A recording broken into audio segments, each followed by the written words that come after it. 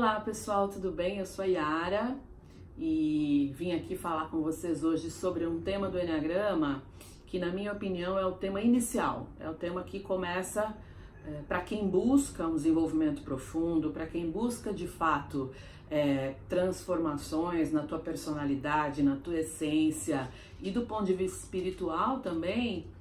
Os instintos são um trabalho indispensável e são um trabalho inicial, né? Quando a gente fala dessa teoria dos instintos que vem da psicologia, ela aumenta muito o conhecimento do Enneagrama. Quando você junta instintos mais o seu tipo, que é uma união muito legal e que dá origem a um subtipo do Enneagrama, né? Um diagnóstico muito mais apurado sobre você. E aí a gente pega tudo isso e trabalha com as novas constelações. A gente tem um estudo bastante aprofundado do ser humano e de muita cura também, de tudo isso, de tudo que eu já tenho feito, participado e realizado e conduzido há muitos anos, tá? E aí você consegue, obviamente, compreender muito melhor a tua personalidade quando a gente fala de instintos, e vai ter, como eu falei, um diagnóstico bastante apurado, na minha opinião. Trabalhar os instintos é algo que traz muita mudança comportamental num primeiro nível. Eu vou abordar os vídeos de instintos, todos os três, né, que são abordados pelo Enneagrama, e vou abordar em 3 níveis. Um primeiro nível, que é o nível comportamental, que é tudo aquilo que a gente precisa no instinto dominante o tempo todo alimentar, né? E quando ele é reprimido, a gente não olha e não coloca energia e tem muita dificuldade. Ele influencia muito no nosso comportamento do dia a dia, no trabalho, nos resultados, nas relações. Vou abordar no nível de alma, em que a gente vê o quanto está faltando do masculino ou do feminino e que questões são essas que a gente desenvolve na infância. E esse nível psicológico e esse nível de alma, eles ainda estão operando numa faixa consciente de nós, tá? É claro que aí é só saber, entender, compreender e, se tiver vontade de fato, fazer as mudanças. E também vou abordar os instintos do ponto de vista espiritual e da ancestralidade e dos campos mórficos aos quais a gente faz parte, que é uma terceira abordagem. Então, nos próximos vídeos que eu vou gravar, a gente vai ter esses 3 níveis de abordagem. E no nível espiritual, em relação às constelações, o que a gente pode fazer, o que pode ser muito mais eficaz ainda, além da compreensão, além de trabalhar masculino e feminino, o que a gente pode fazer do ponto de vista das forças de Bert Hellinger. A gente não chama mais leis do amor ou ordens do amor, hoje nós chamamos de forças do amor. Bert Hellinger, ele vem, agora falando de constelação, ele vem trazendo muitas mudanças e muitas novas compreensões, né? E aí a gente precisa estudar muito, precisa estar sempre fazendo os cursos dele, precisa estar sempre lá ouvindo o que ele tem a dizer, e agora a esposa dele, a Sophie, né? E a Brigitte Champetier de Rips também, que é alguém que mundialmente traz todas as novidades em relação à constelação. E aí a gente fala que, se eu falo lei ou ordem, implica em obedecer ou desobedecer, estar dentro da lei ou fora da lei. E dentro das constelações não existe julgamento. Então hoje nós falamos de 4 forças do amor, tá? Que é o pertencimento, todo mundo pertence ao teu sistema, independentemente do que tenha feito no passado, da nossa ancestralidade, e muitas pessoas foram excluídas por questões e por problemas, como hoje a gente exclui muitas pessoas do nosso sistema porque a gente tem raiva, porque a gente se magoa, porque acha que elas fizeram errado. Nós falamos da segunda força do amor, que é a hierarquia. Todos nós temos um lugar no tempo e no espaço. Quem veio antes de mim é maior do que eu, os meus pais são maiores do que eu não posso sair do meu lugar de filho, por exemplo, e com os meus pais aqui, e fazer isto aqui, porque eu vou estar fora do meu lugar na ordem das forças do amor, no tempo e no espaço. E é óbvio que aí eu vou ter energias desbloqueadas e vou causar desorganizações no meu sistema familiar, de trabalho, religioso. Nós fazemos parte de vários sistemas do ponto de vista ancestral. E nós falamos do equilíbrio entre o dar e o receber também. No momento em que eu só dou e não recebo, não existe esse equilíbrio, isso vai trazer consequências. No momento em que eu só recebo, né, e não quero doar, e tô só naquela posição passiva de receber, isso também traz consequências, e tem situações mais sofisticadas no equilíbrio entre o dar e o receber, que é, por exemplo, quando eu não recebo, porque eu sei que se eu receber, eu vou ter que doar, e aí eu já não quero essa troca, então é melhor eu nem receber, tá? E aí tem situações aí que são um pouquinho mais sofisticadas do ponto de vista do equilíbrio entre o dar e o receber. A gente sabe hoje, por exemplo, que as relações conjugais, elas terminam no momento em que não existe esse equilíbrio entre o dar e o receber. Você pode ter conflito, você pode ter um monte de coisas. No momento em que esse desequilíbrio aparece, é frequente que aconteçam separações e divórcios e tudo mais, ok? Só para dar um overview do que a gente vai falar aqui em relação aos próximos vídeos. Quando a gente fala de instintos, pessoal, é um trabalho de desenvolvimento muito profundo, né? Até mesmo antes de a gente chegar nas paixões do Eneagrama, porque a gente está falando de um cérebro reptiliano, de algo que de fato é instintivo. Eu nem cheguei ainda no campo das minhas emoções inferiores e do meu mental inferior, quanto mais do superior. Eu ainda estou num campo muito instintivo, muito visceral, muito da barriga, tá?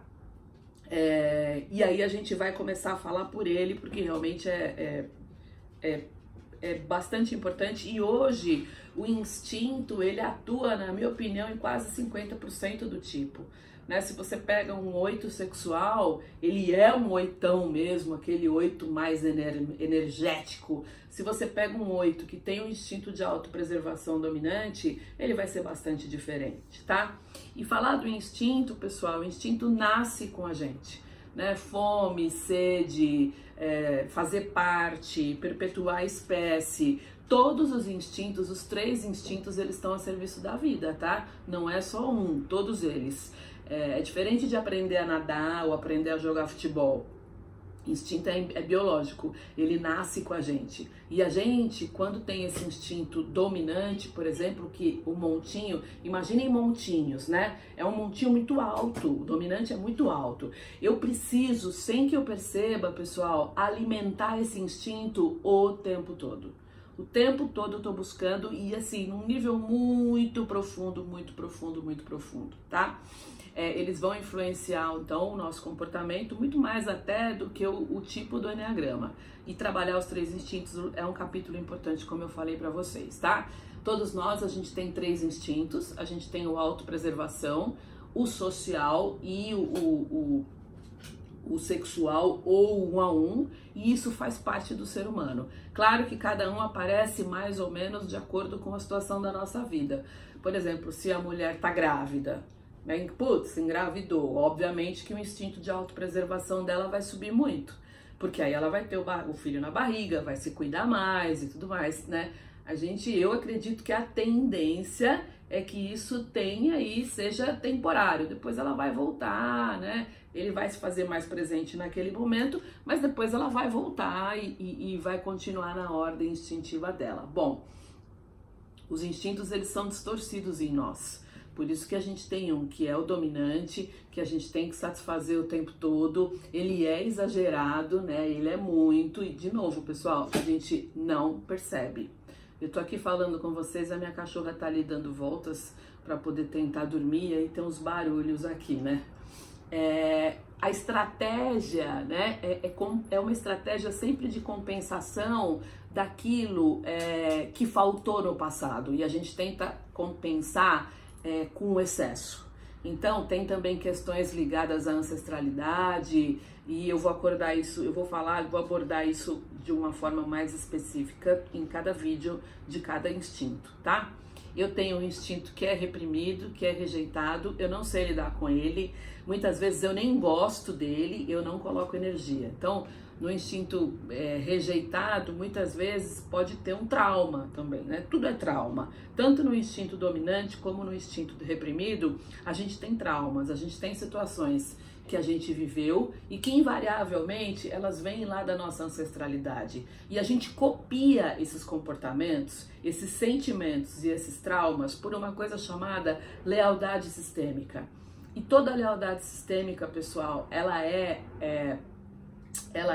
motivada pelo amor, sempre. Então, se eu tenho lá uma autopreservação dominante e eu vou lá e vejo que na minha ancestralidade houve situações de fome, de guerra, de privação, eu tento fazer aqui uma compensação, né? Que isso Bert Hellinger explica lindamente. Eu falo, eu vou ter muito, eu vou economizar muito, porque eu tenho medo de que vai me faltar. Esse medo ele é DNA, é uma coisa muito forte. Como eu falei, a gente não controla muito, tá?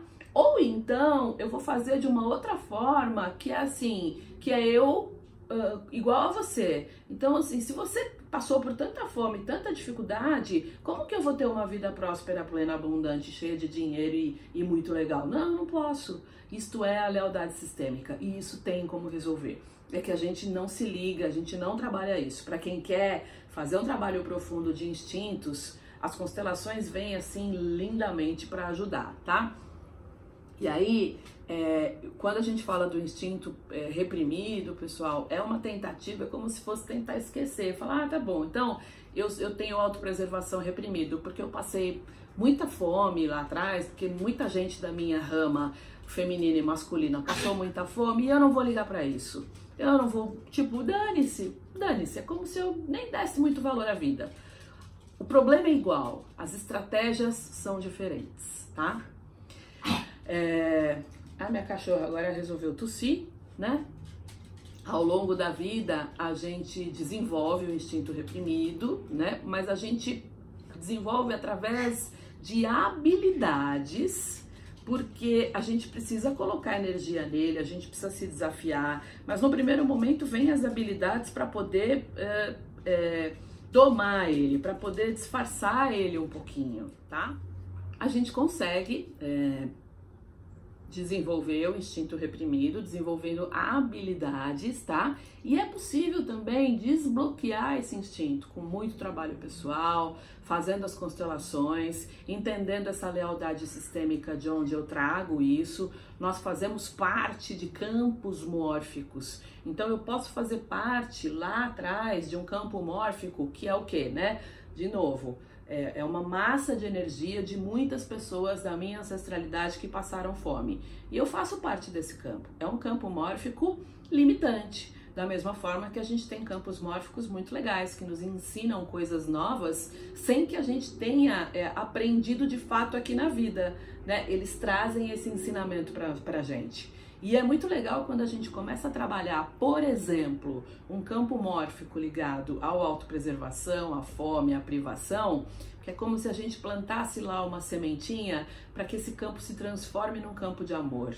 Então, o que eu preciso? Preciso honrar essas pessoas, preciso agradecer, preciso incluir essas pessoas, preciso fazer com que eles façam parte, eventualmente, dos nossos sistemas. E aí a gente planta uma semente lá de transformação desse campo mórfico, ao mesmo tempo em que a gente se liberta de um destino coletivo ao qual a gente estava ligado por lealdade sistêmica e a gente consegue ir direcionado ao nosso destino individual, o que é um presente para todo o sistema, tá? Então é muito legal isso. Quando a gente fala, por exemplo, dos 3 instintos, a gente vai falar do instinto de autopreservação, que do ponto de vista comportamental, ele vai cuidar da sobrevivência física, ele vai cuidar da necessidade biológica dele, de segurança, de recurso financeiro, cuida de saúde, de alimentação, do repouso, do ninho, da família, da casa, né? Ele vai se preocupar, uma autopreservação dominante,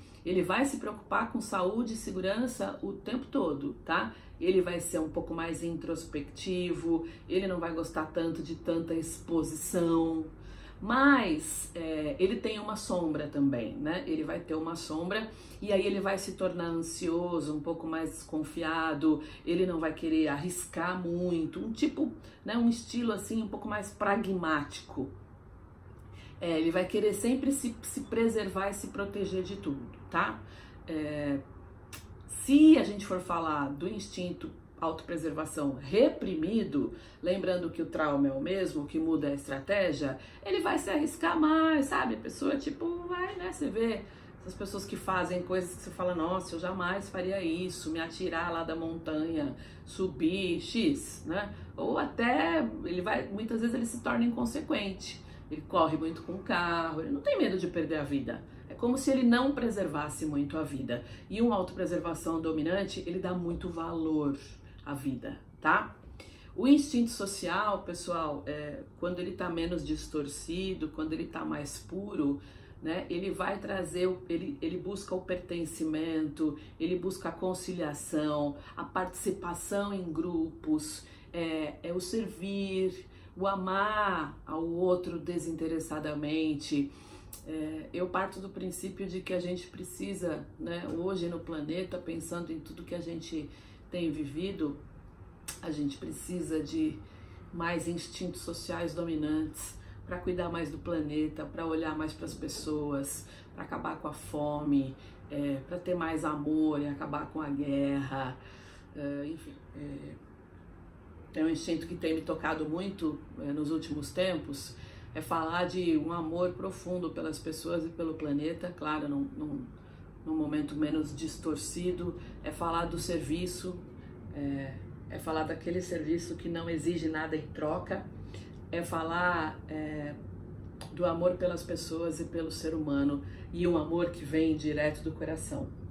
Claro que o social ele vai buscar o pertencimento, a participação, a conciliação, ele vai buscar coisas muito bonitas ligadas ao relacionamento do grupo, ligados à comunidade, isso sem um interesse em status ou sem um interesse maior em poder, né? Ele vai ter uma necessidade de socialização maior, de pertencer a grupos, de fazer parte, de estar a serviço, vai estar a serviço da coletividade. Sentir isso é alguma coisa muito transformadora, principalmente para quem não tem um instinto social dominante, para quem tem um instinto social reprimido. Bom, na forma distorcida desse instinto, ele vai ter uma necessidade de pertencer a tudo o tempo todo, ele vai ter preocupação com a imagem, a necessidade de aprovação, ele vai ter uma sombra de um pouco de falta de humildade, uma sombra de superioridade. E aí vem às vezes até um complexo de Deus para quem é social dominante, né? E a gente vê em workshops, vários depoimentos de sociais dominantes que escolheram até a profissão X ou como professores para dizer, olha, estou em evidência, estou ensinando as pessoas. E aí, o social dominante, ele vai ter bastante a ver com a figura do pai no nível de alma, e essa figura do pai é aquela que te dá a segurança de construir, de realizar, de ir para a vida, de senso de realidade, de fazer acontecer e trabalhar essa energia do pai no dominante e no reprimido também é muito legal, né? Quando a gente fala do social reprimido, ele vai evitar as pessoas, ele vai evitar multidões. Existem muitas situações, levando já para a parte espiritual, de instinto social reprimido, que ele tem até medo de multidão, começa a dar um pânico, é como se fosse um medo de ataque, né? Eu já fui em manifestação na Avenida Paulista e eu fiquei colada na parede, porque parecia que todo mundo ia me atacar, né? Eu tenho um instinto social reprimido e já faço um trabalho com ele há vários anos. Falando do instinto social, pessoal, do ponto de vista espiritual, né, vai ter aí uma dor ancestral que a gente traz, como eu falei, como uma lealdade sistêmica, que está muito relacionada a situações de escravidão, de tortura, a dores coletivas, a grupos, a poder, né, do mais forte versus o mais fraco. Por trás disso tudo tem uma lealdade sistêmica, e aí eu vou sentir sempre que eu posso ser exterminada, que eu posso ser subjugada, ou por raça, sei lá, eu sou descendente de índios, né, e houve muita matança, né, o meu pai era espanhol, minha mãe era índia, e houve lá em cima, em determinadas situações aqui da América do Sul, a matança dos espanhóis em relação aos índios. Então isso para mim traz todo um referencial, uma lembrança, uma recordação de muita matança. E aí daí o meu instinto social ser reprimido por conta de uma dor, e que aí essa dor realmente é é muito forte, e aí a gente vai trabalhar e vai ter emaranhamentos no passado e vai ter situações de desigualdade social e que a gente pode trabalhar isso em relação às constelações. Como eu falei, a sombra, né, do instinto social dominante é o destaque, é querer se sentir superior e acima, e aí ele vai trabalhar a hierarquia, né? De todo mundo ter o seu lugar no tempo e no espaço, só para ficar claro que esse trabalho é muito importante. O instinto autopreservação, pessoal, a gente diz o seguinte, ele tem uma questão no nível de alma relacionada ao feminino, a mãe, né? E talvez a não ter tido o cuidado que ele gostaria ou deveria ter tido, ou se teve, aquilo não foi o suficiente para ele. E aí, para trabalhar tão bem o instinto de autopreservação, é necessário um trabalho do feminino, é necessário um trabalho com a mãe. Normalmente, o autopreservação dominante ele vai ter frequentemente um apego maior à mãe, e o autopreservação reprimido ele vai desconsiderar a mãe, tá? E aí tem um outro trabalho. Então, para a gente resumir, o instinto de autopreservação, do ponto de vista comportamental, ele vai ser aquela pessoa mais contida, que vai ter a questão de guardar, de se preservar, como eu falei. Do nível de alma, ele vai ter uma questão com o feminino, né, e com apego excessivo à mãe, e aí resolver isso eu acho que traz parar, né? Pai e mãe sempre vai trazer cura em qualquer tipo de abordagem, nas constelações especialmente. No momento em que a gente toma a mãe de volta, da forma como ela é, da forma como foi, com tudo que ela deu para você, e a sua mãe, ela deu para você exatamente aquilo que você tinha que receber, nem mais e nem menos, para tua jornada. E a gente acaba trabalhando um pouco também, um pouco não, muito, né? A questão da abundância, da prosperidade, do sucesso, da carreira. Falar da mãe tem a ver com o instinto de autopreservação, tá? Para o instinto de autopreservação reprimido, é tomar a mãe de volta no teu coração, é assumir essa mãe e dizer sim para essa mãe, tá? Isso é um pouco do trabalho do autopreservação. Falando sobre as forças do amor do Bert Hellinger, existe uma sombra maior do autopreservação relacionada ao egoísmo, a pensar mais em si, a pensar primeiro nas tuas necessidades. E também nos workshops, trabalhar no instinto de autopreservação dominante, a lei, a força do amor, do equilíbrio entre o dar e o receber. Vai ter uma profunda transformação se a gente trabalha nesses 3 níveis, no nível psicológico, comportamental, no nível de alma, trabalhando o feminino e o tomar a mãe de volta, aceitar a mãe exatamente da forma como tudo foi, dizendo sim e buscando na sua vida, e você vai entender no workshop o que é o equilíbrio entre o dar e o receber, tá? Isso é um pouco do autopreservação. Bom, quando a gente fala da situação do sexual dominante, que não quer dizer, não tem nada a ver com sexualidade, né? Tem gente que fala, sexual dominante, nossa, uhul! Não é bem assim, né? É o impulso que faz com que eu goste mais de uma pessoa do que de outra. Eu não vou ter milhões de amigos como um social dominante, eu vou ter um número menor de amigos, os eleitos, mas aquelas pessoas com quem eu tenho relações mais profundas, né? Eu vou ter uma relação muito 1 a 1. O sexual dominante, do ponto de vista comportamental, ele vai ter mais agressividade, ele traz uma raiva que é mais latente, ele é mais intenso, ele vai trazer essa força de ação, muita energia vital, muita energia de realização, né? Eu sou uma sexual dominante e eu mesmo doente, mesmo não conseguindo fazer muita coisa do ponto de vista físico, eu tô agindo e tô pensando e tô fazendo, enfim. Né? O instinto sexual, ele é muito mais seletivo. E aí essa seleção vai fazer com que eu veja algumas pessoas mais coloridas e outras preto e branco, tá? E vem junto essa intensidade, essa agressividade que é muito ligada à raiva. Quando a gente tem um instinto sexual reprimido, falta a energia vital, né? Falta essa dificuldade de me conectar com as pessoas, falta isso de olhar nos olhos. Tem gente que até em atividades de treinamentos que eu faço, quando você faz algum exercício assim de se conectar com a outra pessoa, o sexual reprimido não consegue, ele tem uma dificuldade em se conectar com as outras pessoas de uma forma um pouco mais íntima, tá?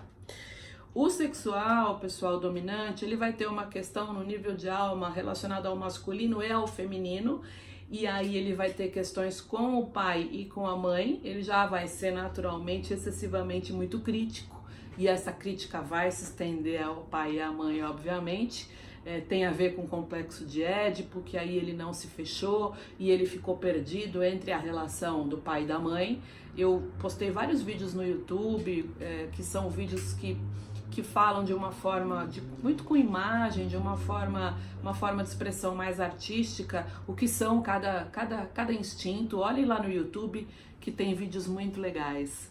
E a história ancestral que a gente traz, quem é sexual dominante, é uma história de abusos físicos, abuso moral, é uma história que tem muito a ver com uma dimensão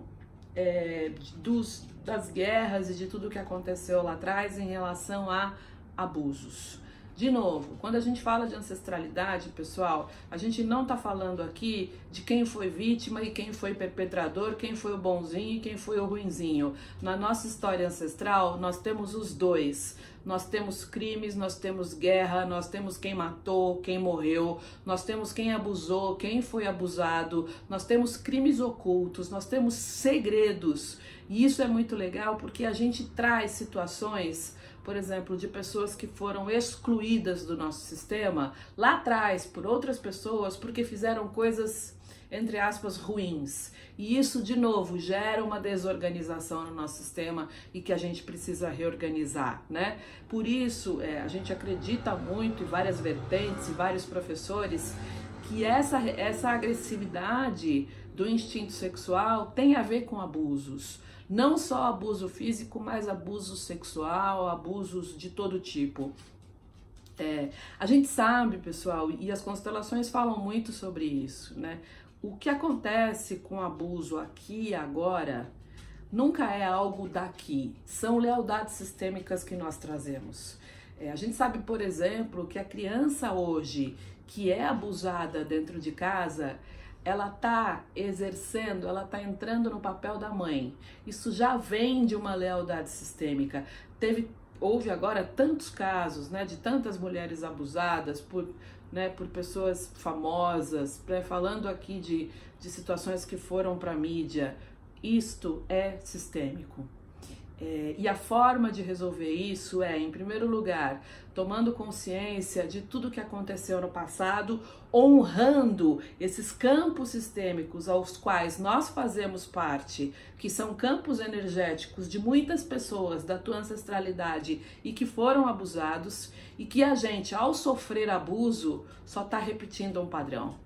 São mandatos. E a gente pode quebrar esses mandatos relacionados ao instinto sexual quando a gente faz trabalhos sistêmicos, faz trabalhos de constelação. O instinto sexual, ele tem uma sombra, que é uma sombra de matar mesmo, de agredir, né? E aí é muito comum nos meus treinamentos, teve agora o último treinamento com bastante sexual dominante, e aí uma pessoa falou assim, no treinamento de Enneagrama com constelação, Yara, quando alguém faz alguma coisa pra mim, ela morre pra mim. Eu não quero mais saber, eu excluo essa pessoa da minha vida. Esse é o problema. Existe uma lei, né, das constelações, que é o pertencimento. E quanto mais a gente exclui pessoas, motivado pelo amor e pela raiva também nesse sentido, quando a gente exclui pessoas do nosso sistema, pode ser parente, o sistema religioso, o sistema da tua escola, o sistema familiar. Isso gera uma desorganização e te tira da prosperidade e da abundância. Então eu pergunto para você, sexual dominante, quantas pessoas você já excluiu da tua vida, consciente ou inconscientemente? Se excluiu do teu coração. Como se você lá, teu pai, meu pai vive a vida dele, eu vivo a minha, tá tudo certo. Eu tava trabalhando com uma menina, ela falou assim, eu não falo com meu pai há 6 anos. Por quê? Porque ele se separou da minha mãe, mas tá tudo bem. Oi? Não tá tudo bem. Você excluiu o teu pai da tua vida e você excluiu a energia de realização, de concretização, um senso de realidade, enfim, né? E é isso que acontece. Pessoal, a gente falou de 3 leis, que é o pertencimento, a hierarquia e o equilíbrio entre o dar e o receber. Entendendo aqui, para fechar, que o instinto sexual, ele precisa tratar pertencimento. Inclua as pessoas, pare de criticar o seu pai e a sua mãe. Seu pai e a sua mãe foram o canal que trouxe você à vida. E a gente fica, o sexual dominante, muito fixado no pai e na mãe o tempo todo, pai e mãe, no estado de fixação muito cego. E eles foram somente o canal para que a gente viesse para essa jornada. Algo maior, sim, é para onde a gente deve olhar. E agradecer porque em todas as situações, em todos os instintos, nós tivemos o pai e a mãe exatos que nós deveríamos ter para estarmos aqui hoje. Eu sempre convido todo mundo, e fiz o programa na rádio agora, vai criticar o seu pai e sua mãe, tá ótimo. Pode criticar por o que eles deram, por que eles não deram, aquilo que eles não tiveram e não puderam te dar também. Mas também critique, também fale de uma forma adulta sobre a pessoa que você se tornou, sobre o que aconteceu na sua vida, agradeça por quem você é hoje, critique, mas também agradeça por tudo aquilo que você tem e principalmente pela vida. A gente só não consegue equilibrar uma das forças de Bert Hellinger, que é o equilíbrio entre o dar e o receber, com pai e mãe, porque eu nunca vou poder dar a ele com a equivalência que ele me deu à vida. Então é como se a gente tivesse sempre uma gratidão por eles, e por mais que eu faça pelo meu pai e pela minha mãe, eu nunca vou poder recompensá-lo ou pagar a mesma altura a vida que o meu pai e minha mãe me deram. Então criticar pai e mãe, ok, mas critica da forma inteligente e adulta. Agradecendo também por aquilo que a gente se tornou. Hoje eu sei o quanto a minha mãe era dura comigo e eu sei o quanto de educação ela me deu. Não foi fácil, né? Se eu tivesse conhecido o Enneagrama antes, teria sido bem mais fácil. Mas hoje eu sei tudo que de ótimo e de lindo e maravilhoso que ela fez pra mim, do jeito dela, assim como meu pai, tá? Quando a gente fala da quarta força do amor do Bert Hellinger, é o assentimento. É dizer sim ao teu passado, é dizer sim pra vida, é dizer sim pro teu pai e tua mãe, exatamente como todas as coisas foram. E aí, pessoal, quando a gente olha para quem tem um instinto de autopreservação reprimido, que, tipo, às vezes é até meio suicida, né? Não dá tanto valor à vida. Quando a gente fala do instinto sexual reprimido, que falta energia vital, muitas vezes é como se você olha para ele, a pele até mais branca, né? Uma pele até mais branquinha. E quando a gente fala do instinto social, em que a gente não quer se relacionar com a vida, com as pessoas, quando a gente quer ficar no nosso cantinho, a quarta força do amor, o assentimento, trabalha para esses 3 instintos reprimidos, para que eles olhem para a vida e digam sim. Independentemente de como tudo isso tenha sido lá atrás, independentemente da lealdade sistêmica que eu trago aqui, sempre movido pelo amor, no momento em que eu digo sim à vida, eu me conecto a algo maior imediatamente. Quando eu digo sim à vida, eu preencho todas as outras forças do amor, o pertencimento, a hierarquia e o dar e o receber, eu vou preencher todos. Então dizer sim à vida é algo transformador. Lembrando para vocês o seguinte, mais uma coisa eu queria dizer já nesse vídeo, estou empolgada hoje. Quando a gente fala da análise transacional, pessoal, que é uma abordagem muito legal da psicologia e que eu gosto muito de usar, nós temos 3 estados. Nós temos o estado adulto, e no estado adulto todas as emoções, elas estão a serviço do amor. Eu tenho o estado infantil, quando eu vou para o meu estado criança e fico fazendo mimimi. e eu tenho um estado que é um estado pai, um estado superior, em que eu me coloco como alguém superior. E aí o pai, ele pode ter duas vertentes: o pai protetor, que fala, menininha, e posso ter o pai crítico, aquele que fala, menina feia, olha o que você fez. Claro que o melhor estado é o estado adulto, né? Em que nós olhamos para a vida e olhamos de forma madura, dizendo assim a tudo como é. Quando nós falamos do instinto de autopreservação dominante, a tendência dele é de sair do estado adulto e entrar no estado infantil, no estado que precisa de atenção, que precisa de necessidades, que precisa ser atendido como uma criança. Quando nós falamos do instinto social dominante, nós falamos de uma saída do estado adulto e numa entrada no estado pai, né? Da superioridade, de eu estou certo e você está errado. E aí, pessoal, quando eu reajo como pai, né, eu tô no lugar do pai, não tô no estado adulto, eu tô no pai, eu vou estimular a resposta no outro infantil, certo? Se eu, no autopreservação dominante, tô lá num estado criança, eu vou estimular uma resposta aqui de um pai, porque eu já tô lá, eu vou estimular isso aqui. O sexual dominante, então, né, é mais complicadinho mesmo. Horas ele vai para um estado infantil e fica como uma criança. Horas ele vai bravo e se coloca como superior e vai lá muito pro pai crítico, tá?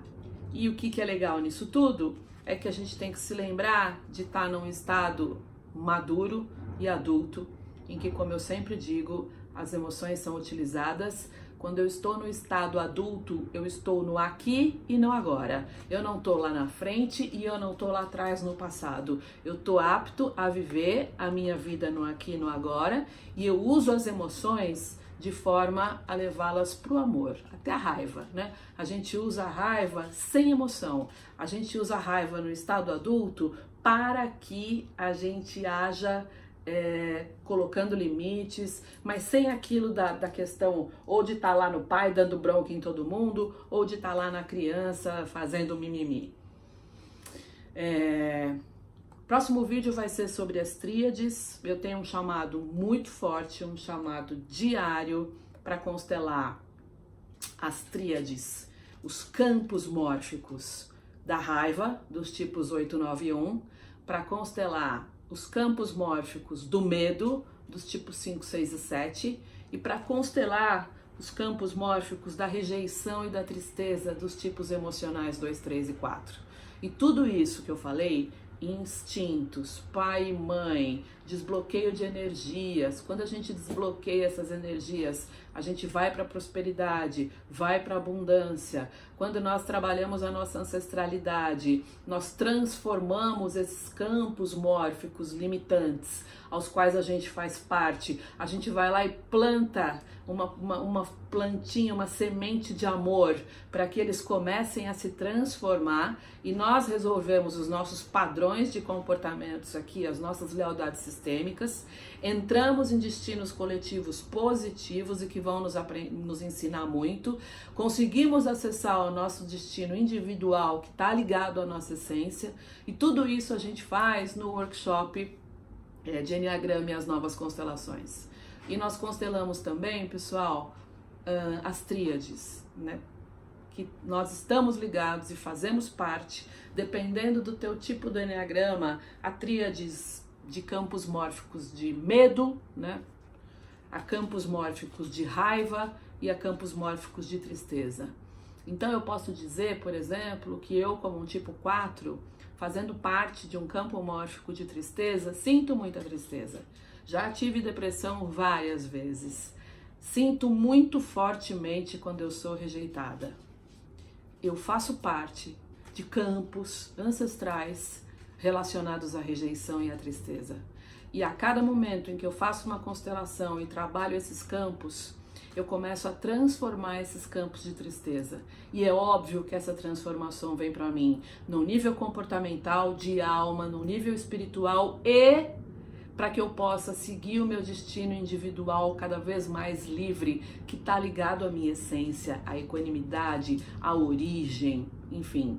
E eu também liberto as minhas gerações futuras desses mandatos, desses padrões antigos, dessa lealdade sistêmica guiada pelo amor, mas que tudo que a nossa ancestralidade quer é que a gente viva. Eles querem serem honrados, eles querem ser inclusos e eles querem que a gente viva. Quando nós acessamos o nosso destino individual, lá tem uma festa. Espero vocês, olhem lá no Conexão Enneagrama no Facebook, tem lá toda a minha agenda de cursos. São 3 dias de cursos, vamos ter um próximo curso em junho, que vão ser 4 dias, em que nós vamos tratar dos instintos do ponto de vista psicológico, de alma e espiritual. Vocês vão aprender exercícios sistêmicos, inclusive para professores de Enneagrama que querem trabalhar instintos. Tem exercícios sistêmicos ligados aos dominantes e aos reprimidos, ligados a pai, mãe ou pai e mãe, ligados a análise transacional, exercícios em que o professor sai do controle. A gente não fica no controle dando um diagnóstico e falando: você é isso, você precisa fazer isso, você precisa fazer isso. O campo mórfico que trabalha com a gente nesses treinamentos é quem vai mostrar para cada um o que cada um precisa ver. E isso vem de algo maior, isto vem do grande vazio criador. Nós vamos aprender a como consultar o nosso guia interno. Nós vamos aprender sobre campos mórficos, sobre as leis de Bert Hellinger e vamos trabalhar os instintos em vários níveis. Isso é o workshop de Enneagrama e as constelações. Eu estou indo agora a Portugal, embarco amanhã para falar sobre esta abordagem que eu criei aqui no Brasil e estou muito feliz e vou trazer para vocês a palestra que eu fizer lá e todo o material vocês vão ter aqui. Espero vocês no nosso próximo workshop de Enneagrama e as constelações sistêmicas, que não é por nada não, mas ele é fantástico, transformador, amoroso e curador. Um beijo. Obrigada.